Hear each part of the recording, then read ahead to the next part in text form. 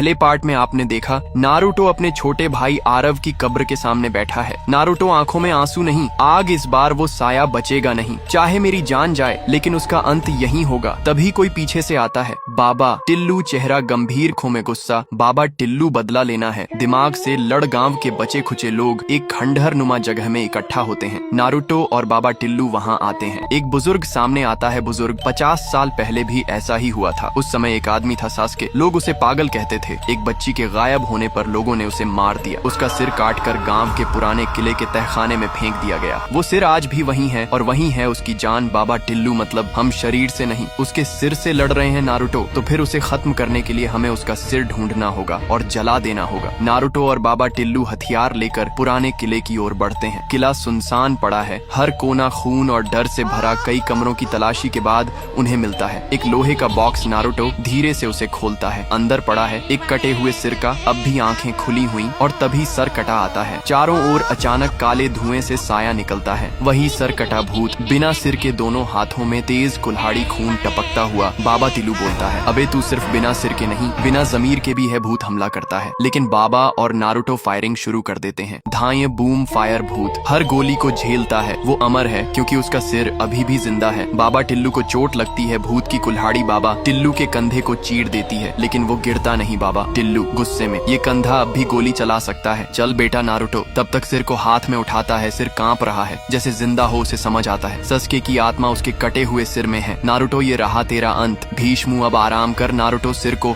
Fire grenade से जलाने वाला होता है। तभी सस्के की आत्मा की गूंजती हुई आवाज आती है, मैं निर्दोष था, उन्होंने मुझे मारा, मुझे इंसाफ चाहिए था, सिर्फ इंसाफ। तू निर्दोष था, पर अब तू कातिल बन गया है। अब तुझे मुक्ति नहीं, अंत मिलेगा। वो सिर पर फायर ग्रेनेड फेंकता है। सिर जलने लगता है, पूरा किला कांपने लगता है। भूत तड़पता है, चीखता है और फिर हवा में उड़ जाता है। गाँव में पहली बार चिड़ियों की आवाज सुनाई देती है। न कोई दस्तक, ना कोई लाश। लोग नारुतो और बाबा टिल्लू को घेरे खड़े होते हैं। बाबा टिल्लू भूत नहीं, उसकी पूरी कहानी खत्म हुई और अब कोई डर नहीं। 2 महीने बाद नारुतो अब गांव छोड़ने वाला है। बाबा टिल्लू अब गांव का रक्षक बन चुका है। रात के 12 बजे ठक ठक ठक ठक एक घर के दरवाजे पर फिर दस्तक होती है। एक बच्चा बाहर आता है, कोई नहीं, लेकिन कोने में खड़ी एक लड़की दिखती है। बिखरे बाल, काली आंखें, होठों पर मुस्कान। लड़की धीरे से, सस्के तो निर्दोष था पर मैं नहीं। पार्ट 3 के लिए कॉमेंट करो।